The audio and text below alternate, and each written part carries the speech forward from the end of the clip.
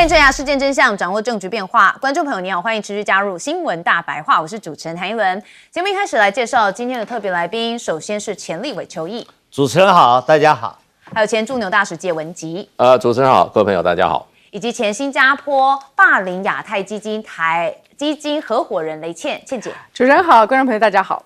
好，观众朋友，如果从228这一天开始算第一天的话，今天中东战事已经来到了第6天了吼。好，所以我们要持续的带大家来关注一下现在战云密布的最新动态。好，其实我们要先回溯到前一天因为有点时差，所以我们从3月4号开始看伊拉克呢宣布将关闭领空，延长72个小时。好，伊拉克民航局4号发表声明说，因为地区紧张局势持续升级，所以他们决定要将全国的领空关闭时间延长了72个小时。好，那这时候在3月4号的时候，伊朗这边也有声明说他们要发动第18轮的攻击。也就在3月4号的晚间，伊朗的伊斯兰革命卫队就说，真实承诺4的第18轮行动已经开始了。好，那在3月5号的时候，我们看到伊军攻击以色列国防部大楼，还有本古里安的国际机场，好，总共摧毁了17道的雷达系统。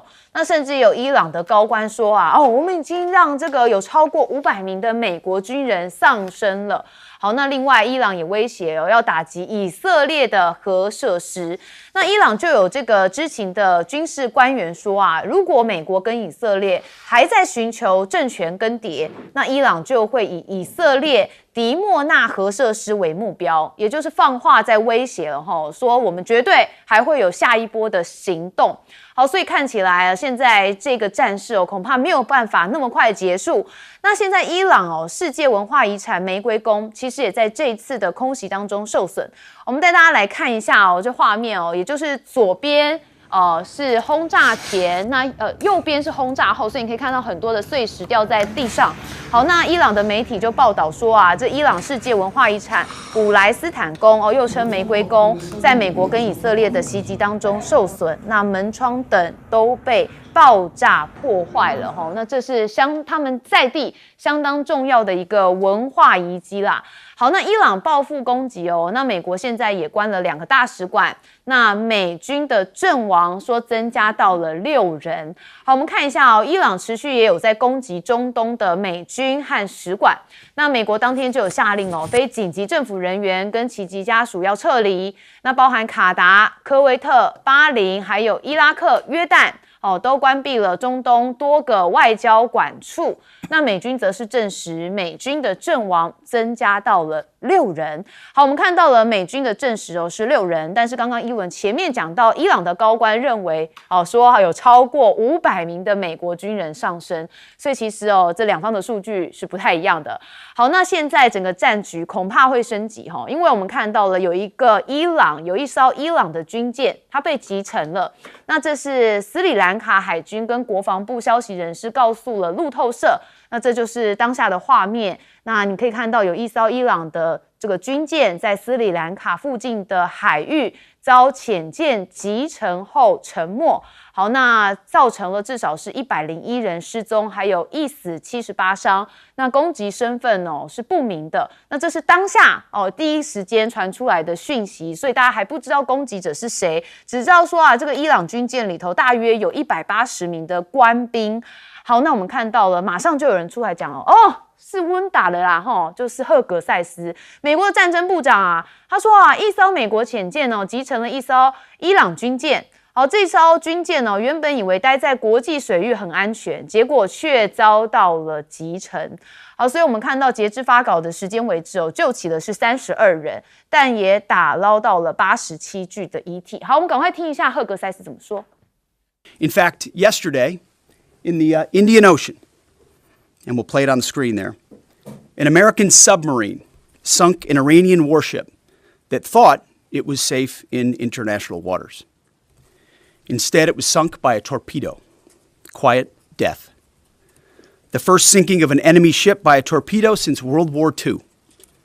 好，当然这件事情也让很多人讨论到说啊，原来在斯里兰卡附近的海域也会被美方锁定。好，那美方的目的当然是希望彻底的来解除伊朗的海上力量。好，所以我们也看到美国防长证实潜舰击沉了伊朗的驱逐舰，而且说华府是取得了决定性的胜负。好，赫格塞斯持续补充说啊，你看我们的行动才4天，正如川普总统所言美国会不惜一切代价来确保行动成功。过去4天以来的成果令人难以置信，而且还加注说啊，伊朗完了所以可见对自己相当有信心。好，那他也特别预告说啊，我们很快就会取得伊朗完整的制空权。好，那也说啊，美军正在加速扩大攻击行动。那伊朗已经无法继续维持发射飞弹的数量。好，那美国防长现在也有针对美伊冲突大概持续的时间来做一个确定，他讲到的是8周啊，但是后面又补充甚至更长。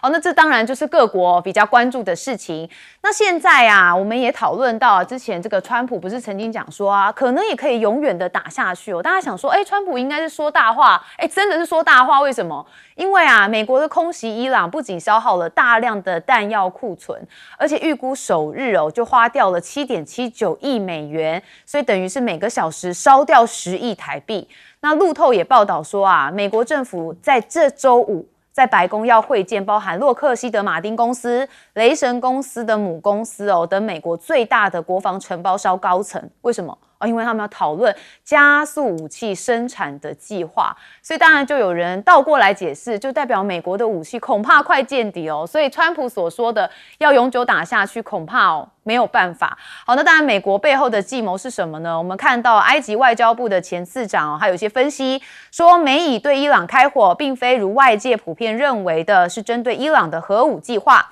但从历史事件分析它的背后目的实则是牵涉更广泛的区域战略布局，也就是在中东地区内要建立一个大以色列，所以就希望把中东的版图给重塑。好，我们还是关心这个中东的战局因为看起来现在还是持续下去，而且不知道现在美国跟伊朗之间还有什么排出。我们先问倩姐。当然我们可以看到，在第一时间呢，美国跟以色列用的是绝对压倒性的势力，并且执行了我们应该在战史上极为罕见的全面斩首。也就是说，过去无论你在讨论国际法里面，你可不可以发动战争，可不可以为了自卫，可不可以为了自卫去做预防性的攻击，这些呢都还是前端。可是这一次一开头就是发动的战争跟全面的斩首的程度是我们没有见过的，所以本来大家觉得可能会摧毁了伊朗的领导核心，但是从去年的6月以来，伊朗的领导核心就一直是有准备的，所以你可以看到到目前为止，这个真实承诺已经有19轮的攻势，而且这19轮的攻势它其实是有章法。第一轮的攻势呢，就是在挨打的几十分钟之后就立刻进行，表示没有被摧毁。就算是你已经杀死了最高领袖跟48名的军事将领，国家的这个政权呢也是还没有被摧毁。那接着呢，它是从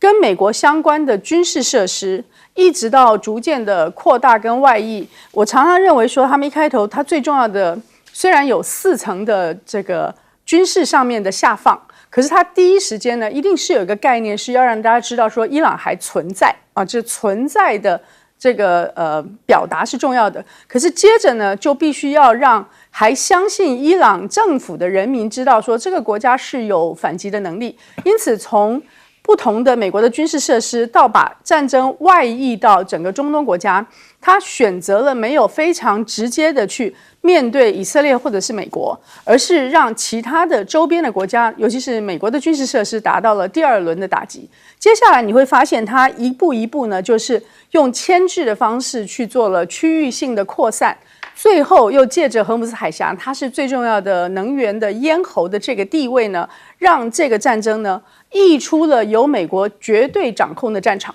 也就是中东原来是一个由美国跟美国的军事存在、军事实力绝对掌控的战场，但是金融跟全球的能源跟全球的产业链却是外溢出美国的绝对掌控。所以当他开始对荷姆斯海峡去发动了直接的封锁，虽然有人认为他已经没有海军实力被美国全部摧毁，但是他还有岸基的实力，足够去控制荷姆斯海峡，并且只要是航运、保险、金融界认为荷姆斯海峡不安全，他就等于是控制了荷姆斯海峡。用这个呢，就把他的整个的战争战场外溢到美国所能掌控的范围之外。这些都是在一个你已经在领导阶层连续2轮被全部摧毁的一个政权生存求存的一个求生之术。可能我们很难见到过这么绝对而且残酷的斩首啊，这么绝对残酷大规模的斩首，是我们有生之年没有看过的。所以用情报渗透加上斩首跟摧毁他的领导阶层的方式去实现对于伊朗的打击，其目的当然是要摧毁伊朗的现存的体制跟现存的政治。那么在已经被绝对的极限颠覆的情况之下，伊朗的19轮展现了它让大家意外的韧性，也因此呢，它外溢以及延长的可能性越来越大。对，所以就很多人想说啊，这个19轮看起来伊朗还是持续在选他们的接班人哦，并没有因为这样子瓦解，所以很多人会讨论美国啊会不会最后白忙一场？谢大使，很有可能啊，因为这个起码跟川普当时的预期就我觉得已经有很大的出入。可是川普常常误判啊，川普在没有当选第2任之前，他说他上任1天就可以把俄乌战争解决，后来变成几个礼拜，后来几个月，到现在越自私纷乱，越来越乱。所以川普我觉得他现在我可以暂时给他做一个结论，就是说他军事外行。第二个呢，他国际政治也是外行。他最在行的大概还是炒地皮，发展房地产。那他把他这一套哲学用在复杂的军事跟外交问题上啊，他把他自己美国陷入到一个灾难当中，而且呢，一个接一个的灾难，而且呢，现在最大的问题就变成他把他自己的政治生命也赌进去了，那就变成他在这边啊，在这个涂油漆啊，涂到最后把自己涂到在地板上涂，把自己涂到那个角落里面去了。他现在我认为啊，现阶段我的观察就变成就是说，伊朗只要能够拖1个礼拜，他距离自己的胜利就接近1个礼拜。那美国只要拖1个礼拜，他距离他最后的失败就是1个礼拜。那这个是我觉得就变成就是说，这跟很多媒体的报道，尤其西方媒体的报道，可能好像跟状况不太一样。可是我们是看事件本身，我们不看那些报道，因为我发觉美国的媒体真的是就跟我们看打篮球的时候，爱国裁判，吹球赛的时候，他就是希望自己的队赢。美国现在这个媒体啊，基本上不管自由派的还是什么保守派，都是爱国媒体，一打仗都爱国媒体，没有人几个讲真话的。那对于美军的损失，美国的除了奸淫，很少听到他们真正的一个客观的报道。那基本上都是伊朗怎么样跟这个川普一样，一个鼻孔出气，这是很正常的啊。一个国家跟外面打仗的时候，国内如果再唱反调的话，那这个国家也快差不多了，快差不多了。美国人的爱国心，我是从来不怀疑的啊。他们这个爱国有的时候，是理性的，可是盲目的部分也很多。那现在就变成就是说，在川普在那一天一举端掉了40将近50位，包括最高领袖的伊朗的政军要员以后，你看他那个记者会，他已经对伊朗人民开始喊话了。你们赶快揭竿而起，我已经把你们的障碍出来，你们可以拿。可是呢，问题就变成伊朗现在是怎么状况呢？新的接班团队都上了。第二个，你通常一个情况，你一个国家这些最顶端的政治军事领袖都被端掉以后，居然还可以继续维系下去。而在战场上看起来伊朗没有乱对，19波的攻击。那现在造成的这个不管是以色列也好，还是就是说伊朗周边阿拉伯国家的美军基地的伤害也好，很多人都怀疑说只死了6个人很多人都怀疑啊。对以色列的状况是怎么样？以色列封锁消息，所以呢，我觉得就变成就是说，伊朗看起来并没有乱掉，那这个就会让川普很心慌。倒是川普最近在几个公开场合里面啊，眉头深锁，愁容满面。我们看这个东西啊，可能有的时候啊，可能能够看穿比较一些啊被媒体遮盖的真相。对，因为川普比较不会掩饰，也比较不会假装哦，这个或许是一些讯号。好，邱毅委员，刚才介大使特别提到，川普对这一场战争，他是完全的误判。他一开始认为可以把委内瑞拉的模式，把它沿用到伊朗，采取所谓的斩首的方式，使伊朗的本身的政权，那么发生了倒台，然后再扶持一个傀儡政权。从而掌握了伊朗整个的资源，但是这一场战争已经从闪电战演变成消耗战，而且这个消耗战如果进行的越长时间，其实对美国越发的不利，而且这个战争的战火它已经蔓延了，已经扩大了。以今天刚才一轮主题上讲到的伊朗的军舰在印度洋被美国的潜艇把它击沉了，当然现在最后造成多少的死亡还不知道，但是这个行为因为赫格塞斯已经承认就是美国干的，这个是非常严重的，因为这不是在交战状态，基本上这艘伊朗的军舰是到印度去参加联合军演，联合军演结束以后，他要返航回到伊朗，他不是在进行交战状态，他也不在交战地区，他跟战争是无关的。作为一个国际警察的美国来说，你自己要不要遵守国际法？你怎么可以用你的潜艇对这一艘伊朗的军舰进行打击呢？他不是在作战啊，他只是参加印度的联合军演返航啊，他与战争是无关的啊。你对这个军舰发动了这样没有人道的一个攻击，那就跟在这一场斩首行动以后，对伊朗南部的一个学校进行了轰炸，造成了100多位的孩童最后失去了生命一样嘛，你会受到国际共同的谴责。现在谁敢说你川普这一次发动这个战争是合法的，是合国际法的？除了昧着良心的人以外，谁敢这样说呢？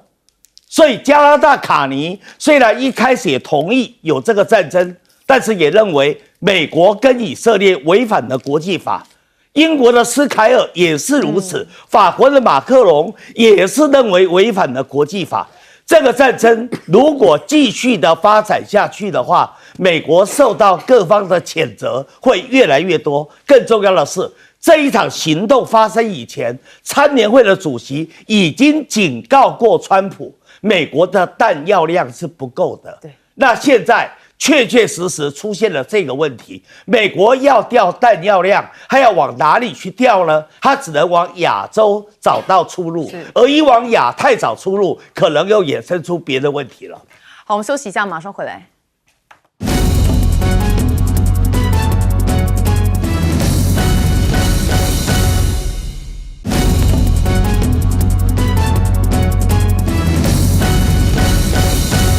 好，我们看到美国、以色列轰炸伊朗之后啊，那当然，川普每一天他都有他自己的讨论哦。那他现在似乎也自信满满。我们来看到川普最新警告什么呢？说这个想当领导人都死路一条。好，其实半岛电视台先说啊，伊朗国家的媒体有声称从228美以联手袭击以来死亡人数已经达到1045人，那受伤是超过了6000人。好，那目前仍然有300名的儿童或是青少年住院来治疗。好，所以你看到战火无情最可怜的还是人民。但是川普不这么想他还说说啊，我们现在的处境非常有利啊，他们就指的是伊朗的领导层正在迅速瓦解，而且还呛瞎公哦，这个任何想当伊朗领导人，最终都难逃一死。好，那他心里当然很明白哦，哈米尼的政权并没有瓦解，而且他们接下来还要选哈米尼的儿子哦，有传出可能是接班人，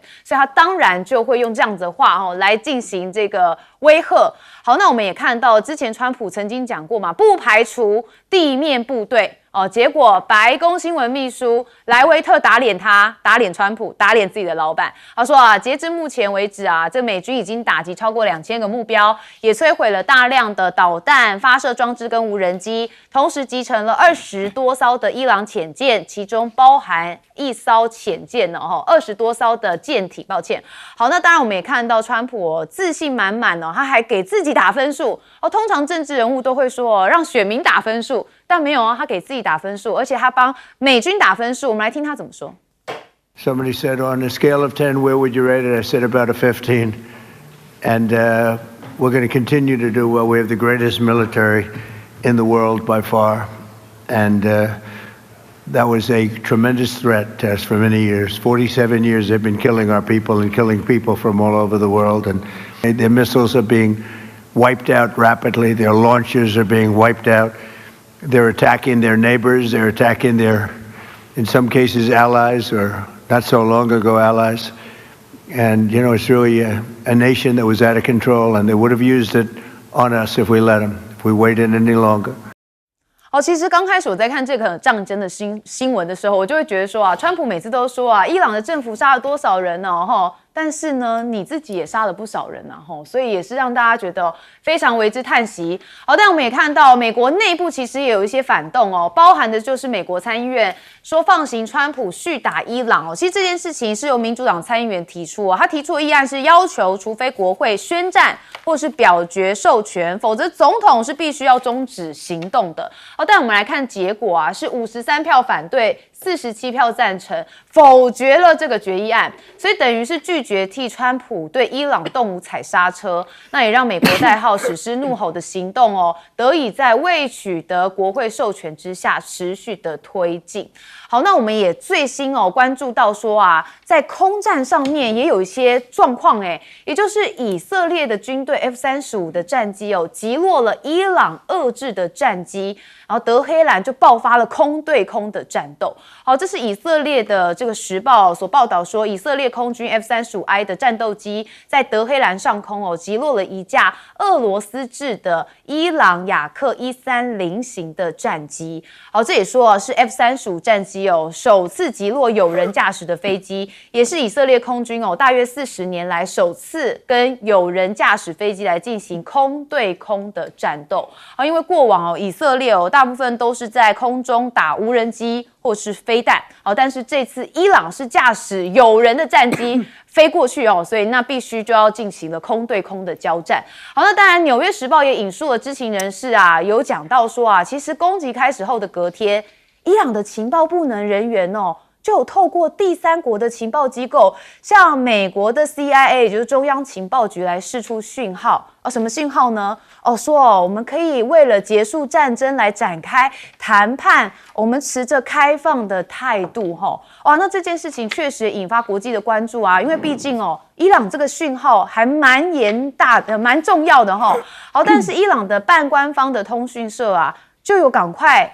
有发出个讯息的报道说，相关的报道都是完全的谎言，说这是战争期间打的心理战。甚至连以色列的总理纳坦雅胡也蠢蠢欲动有点不安他说这个现在伊朗近几天有向美国传递讯息，结果美方没有做出回应。那报道还称以色列总理纳坦雅胡在2号的时候有曾经为了美伊是否有存在联系一事，要白宫来说明啦好，那美国的参议院没有办法限制川普的战争权利。现在联合国有很多的专家，有近30位认为说美国你真的是严重违反了国际法。说啊，美国跟以色列呼吁伊朗人民自行掌控政府的说法真的很鲁莽，而且帮好多的无数平民的生命是置于风险当中。那我们也看到最著名的就是之前卡尼的中等国家也让很多人这个鼓掌嘛他现在也确实对于这个伊朗的军事行动说对此立场是表达遗憾。但是因为当前的冲突是国际失序零的一个事例，好，那桑切斯则是西班牙的首相，那他就讲说我们的立场就是不要战争，好，不会因担心报复而卷入一场有害全球的冲突。好，所以看到整个世界局势因为川普他的一念之间整个一直不断的动荡。好，我们还是先问倩姐怎么看川普的自信满满？他从委内瑞拉之后呢，就非常对于实行现在新形态的战争非常有把握，就是你先用情报渗透，然后精准打击，甚至用斩首的方式去取得战略上最高的胜利。那这一次在2个国家，以色列叫做吼叫的狮子，美国叫做史诗愤怒呢，这2个联合作战底下，第1集的时候似乎也是这样的结果，所以他当天晚上是非常自信满满的。可是到了现在，你也可以看得出来，有一些部分呢，他并没有那么大的自信。首先，他对于战争能够迅速结束是没有那么大的自信的。第二呢，只要远距的去打击，就可以达到他们希望最终的政权转移的这个效果呢，他现在也没有那么大的自信，所以慢慢的改口到最新是说要摧毁导弹能力，摧毁所有的海军能力，摧毁未来核武的能力，摧毁对外发动恐怖攻击的能力，就把它战略的目标呢把它收束了。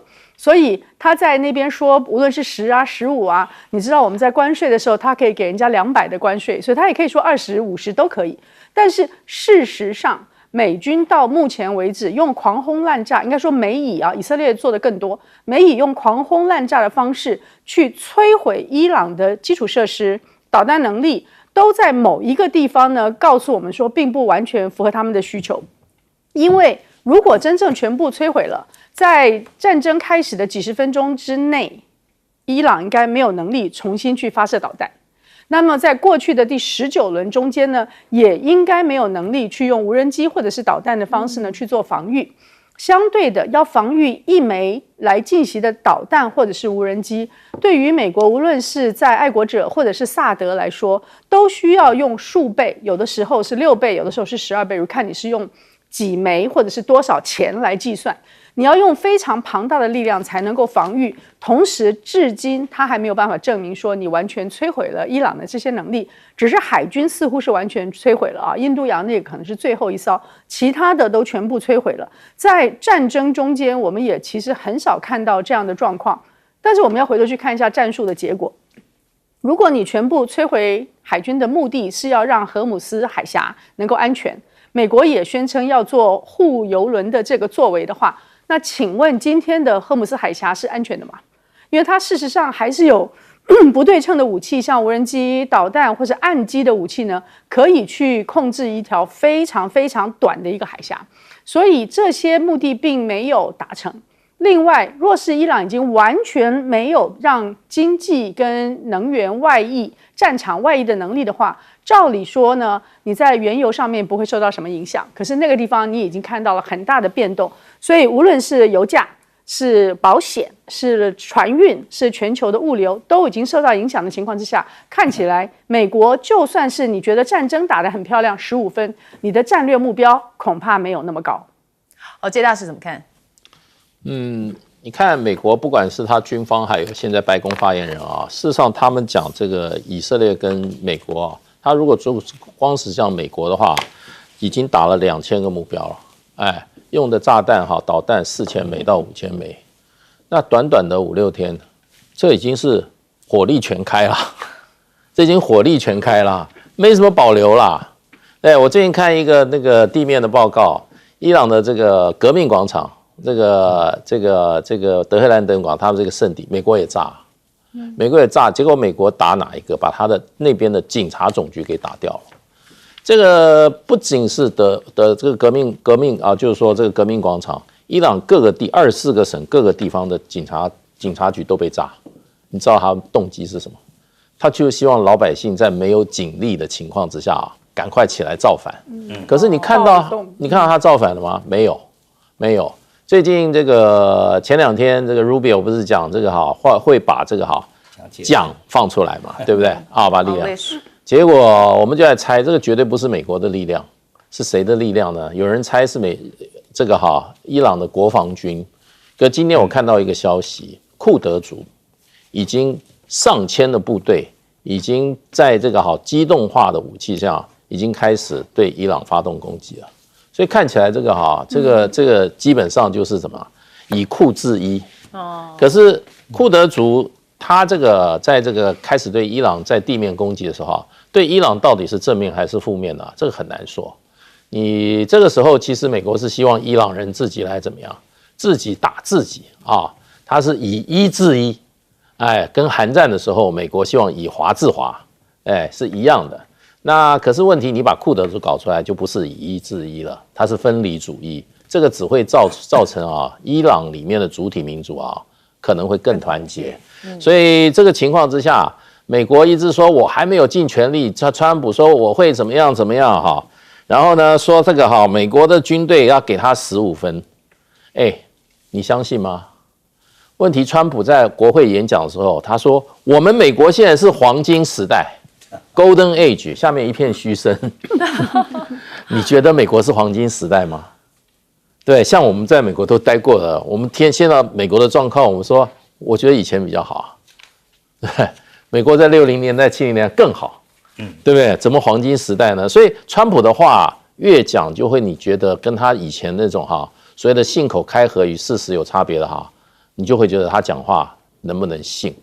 所以呢，现在就这个状况我觉得就是说，可能并不是像美国当初的，尤其川普个人的预期这个情况。那我听了很多军事专家，其实他们讲的，他说军队打的不是军队跟战争，不是军队跟军队的对决，是后勤补给的对决。美国的这个对于美国的现在的拦截武器，对于伊朗的这个法赫德2现在是用一枚少一枚。所以呢，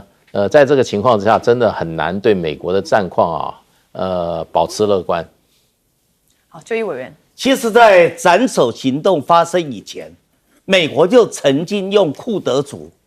对哈梅内伊要进行斩首行动，结果没有成功。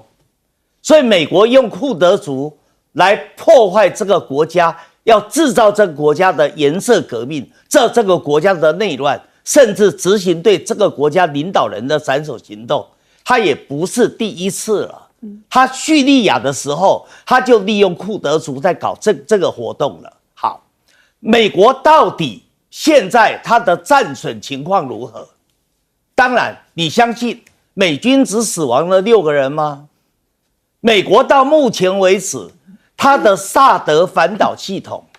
基本上已经被破坏了。有人说2套，有人说3套，但是不管几套，现在美国确确实实想要把在韩国部署的萨德，把它调到中东的战区。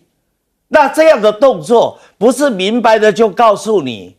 他在这一个对伊朗的战争里面，他的萨德反导系统确确实实出现了战损吗？从这里我们就看出了战损的一些真实的状态。现在美国的媒体配合美国的官方，都在发布一些假的消息，用假的消息来打所谓的心理战。它的目的何在？就是要鼓动伊朗的人民起来，去推翻他现有的政府。而基本上，本来以川普的判断，他认为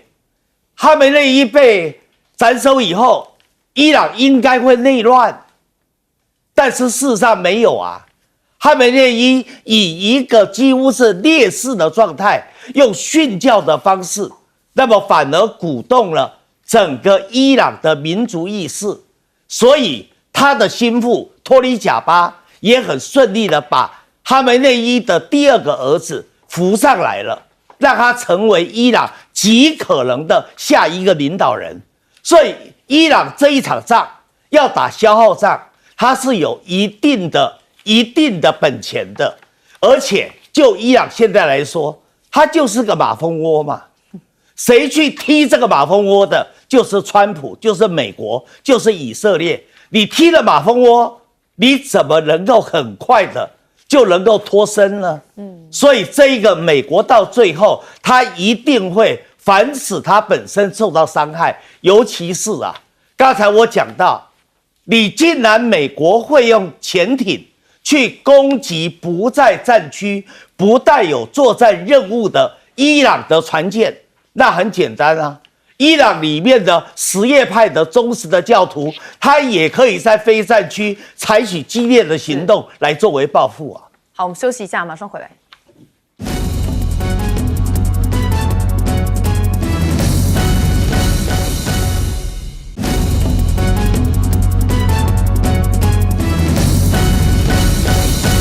伊朗被美以轰炸，那他们也 fight back 反击哦。那我们来看看各国的态度。我们现在看到中国大陆外交部有敦促各方要立即停止军事行动，这是毛宁说的，是避免紧张局势持续升温哦，也防止局势动荡对全球的经济造成更大规模的冲突。好，那中国大陆全国人大的发言人则是说任何国家都没有主宰他国命运的权利。好，那俄罗斯的外交部长拉夫罗夫也跟了伊朗外长来通电话，我们讨论的就是地区的冲突。好，他说美国、以色列对伊朗的攻击违反了国际法基本原则跟联合国宪章，对于全球稳定安全都会造成极其严重的后果。好，那现在普京他也要下一个狠招哦，他说可能会暂停向欧洲来供应天然气。好，主要就是因为欧洲国家目前还是有进口俄罗斯的天然气，但因为乌俄战争关系进口量有大幅下降。那欧盟有在打算要通过一个法案，准备全面的终止。但是普京说好反正你欧盟迟早要进我这个俄罗斯的天然气，不如俄罗斯主动给欧洲断气停止向欧洲市场来供应，而且我还要转向的是别的新兴市场。好，那现在荷姆兹海峡封锁之后其实各国也都蛮急的，因为看到欧美国家那开放了这个因为欧盟实施乌克兰开放查验俄油的管道，希望能够尽速的恢复供油。但是像是欧盟驻乌大使他就有透过泽伦斯基的办公室来申请查验，但是以安全的理由遭拒。好，那现在荷姆兹海峡封锁来到第5、第6天了，国际油价冲上了年内的高点，市场警告说$100真的是快进了这就会连带的影响到整个全球的经济的局势发展。那川普则是希望荷姆兹海峡安全，那他就说我们这个美国的海军会为波斯湾的油轮来提供护航。那 CNN 则是分析，他觉得在这场局势当中中国大陆可能会是最大的受益者，主要就是因为它是全球最大的原油进口国，也是伊朗石油的最大买家。好，那这一波的能源问题也会冲击到日本。现在日本的央行总裁植田和男就警告说，伊朗的冲突可能会对经济造成蛮重大的冲击。好，那也因为企业是集囤石油，所以现在在日本的加油站还出现了排队的车潮。好，大家就很担心嘛，从毛巾清洗的工厂到物流公司，大家都怕没有石油，所以已经开始囤油了那大家也都去排队来加油了。好，那荷姆兹海峡如果长期封锁日本经济就会受到致命打击。好，这是日本的一个经济学家所这个测算说荷姆兹海峡如果完全封锁 ，WTI 的原油价格就会涨到每桶$140。好，那日本的油价一年就涨超过1%。好，如果局势退化，日本的 GDP 最多可能下降0.65%，可能还会陷入一个衰退的局面。因此，我们看到日本媒体NHK 就引言分析说荷姆兹海峡被长期封锁的话，日本经济就会受到致命打击 ，GDP 可能会被拉低3个百分点这蛮多的好，我们一开始还是问倩姐，包含的是现在各国对于伊朗的这个发声表态支持。你可以看出来这一轮呢，经过了19轮，伊朗很有效的把一个以色列、美国对伊朗的一个战争呢扩散到区域以外，它就借着能源跟金融呢扩散到了一个全世界都必须关注的程度。那在这里面，大家会关心的是3个不同的冲击链。第一个最直接的就是能源，所以你刚才看到，无论是说对中国的影响，对日本的影响呢，都是因为他们对中东原油的依存度啊，在那边进口的比例，所以他们会判断它受到影响最高。那么第二个就是金融的冲击链，第三个就是地缘政治的冲击链。我们稍微把它分开一点来看，能源的冲击链直接影响的当然就是原油的价格、航运、保险。然后它就会影响到金融市场，包含了能源跟各种的期货。所以在金融市场的这一条冲击链里面呢，就会是在如果中长期就会造成石油价格如果往上涨的话呢，有通货膨胀、有利率跟那个股价跟汇市的变动。那股汇的变动就会造成资金的避险，所以你全球的金融的资金池子又会挪动。然后最后一个会影响的，当然就是地缘政治的最终结果。这可能是以色列一开头根据他1996年的 Clean Break 一劳永逸计划里面最希望达成的，就是在中东这个区域，以色列永远的可以没有敌人的这个最终结果。那这个中间所涉及到的就更大了啊，因为它涉及到了大国的战略，涉及到了中俄伊这些，还有美国中间的权力平衡、中等国家的影响，以及各国的军事布局、军工产业。所以你仔细看看，虽然它所发动的地方是美国、以色列对伊朗，但是经由了能源呢，它已经很快的传导到了3个不同的冲击链：能源的、金融的，以及未来的地缘政治的。那么，所以我们所有的人在看它的时候，其实都没有自免于现在的局势，而且中国大陆一向到目前为止都是劝和，这个劝和的力量经由联合国体系，恐怕还是我们最后的一个希望。但是看起来美国跟以色列是下了决心要打到一定程度，因为他们现在对于伊朗的这个出手是已经没有回头箭的，已经狂轰滥炸到把那个国家所有的他们认为的军事，就是刚刚讲的导弹的、海军的，可能未来的核能力的和发动恐攻能力的这些基础建设呢，全部一轮都会同时的炸毁。那这样所留下来大量人员伤亡的血仇，到底会如何能解？以色列纳坦雅胡从1996年希望的能够一劳永逸的改变中东局势的这个事情，恐怕变成了缘木求鱼。介大师怎么看？其实现在目前为止，这个美伊战争啊，最大受获益者应该是俄罗斯，而且俄罗斯完全没有放弃出牌的机会。那个普丁真的是一个高手，马上就警告欧盟，现在这个也不给你提供这个天然气。现在油也不见得会给你让这个对欧洲落井下石。其实欧洲对这场战争来讲，为什么他们的主要领袖都不站在美国这一边？因为事实上这些国家里面，它的穆斯林人口是相当大的一个比例，而且不断在增加。而这个穆斯林人口呢，基本上呢不是跟美国一样是非法移民，或者说他是第一代的非法移民。在欧洲，尤其在法国，甚至英国，它的里面的穆斯林可能都第2代、第3代了。所以在过去这个美国反恐期间所以他们发现有所谓的原生恐怖主义者，在欧洲国家，他们是在英国出生的，在法国出生的，那他也是同情这个伊斯兰，同情这个尤其的基本教义派的人，甚至加入了这些恐怖组织的都很多。所以前一阵就有说这个其实很多欧洲的甚至美国学者已经提出疑忧，就说川普这样干的话那这个世界的恐怖主义那么潜伏在西方世界所谓的睡眠的细胞会怎么样？会苏醒，会唤醒，对，会唤醒。所以川普事实上真的是外行，他这个随便莽撞之行事实上替美国导致这个挑战，还有埋下来了很多定时炸弹。而这个定时炸弹在西方世界也被他埋下去了，所以呢，这个是一个很危险的事。那普丁呢，他当然很清楚他这时候就发挥他的影响力。你知道前2天荷姆斯海峡被封锁以后，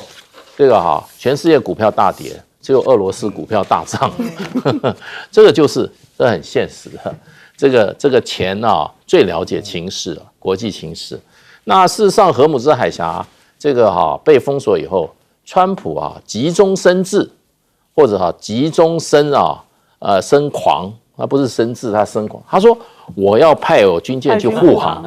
哇，他最好派去。可是我跟你讲，不到那个时候，美国的海军司令就会跟他讲说，你不要害我们了，你去送死啊，对不对？美国的这个好，到底林肯号有没有被伊朗的那个4枚飞弹打到都不知道。然后林肯号就慢慢往远距离跑，那你还把美国军舰送到荷姆斯海峡，送到人家的枪口，这个川普实在是我不晓得如何。然后替人家补贴什么保险费有用吗？人家的船只会那样子听你美国指使吗？所以川普这已经不是愚蠢了，就是真的是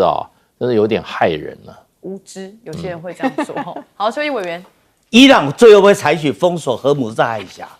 代表说他已经到了准备要跟你美国、以色列鱼死网破，而且要把整个的战火给扩大。因为封锁荷姆斯海峡对各个国家有伤，对伊朗自己也有伤。问题是，川普真的是外行，他怎么去护航？因为最主要封锁荷姆斯海峡最具有威胁性的就是伊朗放的那一堆水雷。问题是美国，你对于水雷的扫除，你有那么快能够扫除吗？不出半年以上的时间，你没有办法扫除水雷的。所以你怎么去护航这些来往的邮轮呢？好，最后我谈到台湾，台湾在过去在我担任董事的中油担任董事的时候，那时候我们还有跟俄罗斯买天然气，还有跟印尼买天然气，还准备跟马来西亚买天然气，尽量把市场分散。好，可是在民进党执政以后，现在对澳大利亚的天然气的购买就占了30%几第二名是卡达尔，第3名是美国。那么至于印尼的比例也下降了很多。可是问题是，这一次卡达的这一个天然气的生产已经停产了。那你要去争取澳洲，你基本上日本跟韩国也受到威胁他也要往澳洲要争天然气然后我们的经济部长龚明鑫竟然会在立法院说，台湾可以跟日本、韩国商量，先把日本、韩国的份额先调付到台湾，怎么可能呢？日本、韩国急得要死，你没看到刚才电视墙里面讲到的日本的央行的行长和田直安他所讲的那个话。你荷姆斯海峡的封锁对日本来说威胁是非常大的。日本现在的经济成长率，如果再加上这个因素的话，那笃定变成衰退嘛。你高市早苗的政权还怎么能够稳当的维持下去？怎么还能够谈到什么修宪、什么扩军、什么永和，都是变成春梦一场了。所以他怎么可能把日本、韩国的份额把它让给你台湾呢？而且台湾的中油的真正的天然气的安全存量，我告诉大家明确的答案好了，10天，就是10天。你今天如果说这个战争再打下去，刚才赫格塞斯说还要再打个7周8周，川普讲的也是在4周1个月以上这个战争如果再打成消耗战，那荷姆斯海峡继续的封锁，台湾一定会面临天然气断气的危险。而且天然气在整个台电的这个电力的能源配比里面，现在占多少你知道吗？因为无核家园核电被废了所以它占了50%哇，一半呢。你今天你如果天然气被断气的话，那对台湾整个电力的供应会产生多大的冲击？电价的上涨，缺电的危机，再加上你认为投资还会再来吗？你认为在缺电的风险下，还有人敢到台湾来投资吗？